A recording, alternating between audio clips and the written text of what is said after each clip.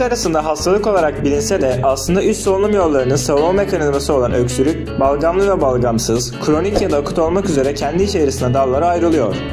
Pek çok sebebi olan öksürük için önemli olan şey süresi ve şeklidir. Uzun süren öksürük durumlarında mutlaka doktora başvurulması gerekmektedir.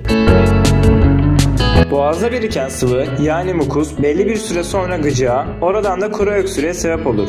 Zaman içerisinde ilerleyen bu durum kişiyi oldukça rahatsız eder. Uzun sürmesi halinde boğaza ciddi bir tahribata yol açacağından mutlaka doktora gidilmesi gerekir. Ancak bu durumda evde bitkisel ve doğal yöntemlerle çareler arayanlar da vardır.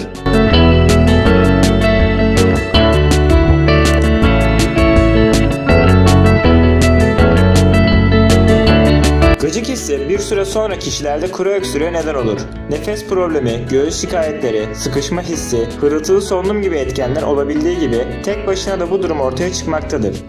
Genellikle kuru, diğer bir deyişle balgamsız olmaktadır. Geceleri artar ve kronik hale gelebilir.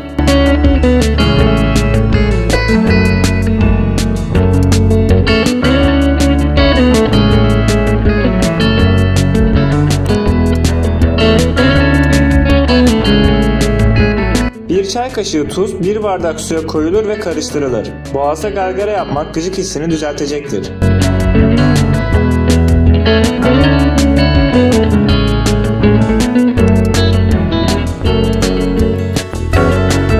Zencefil ile birlikte bir çay kaşığı bal karışımı boğazdaki gıcık hissine iyi gelecektir.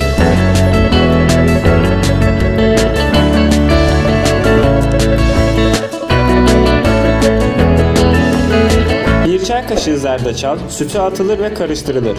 Bu yöntem de boğazdaki kuru öksürük ve gıcığın geçmesine yardımcı olacaktır.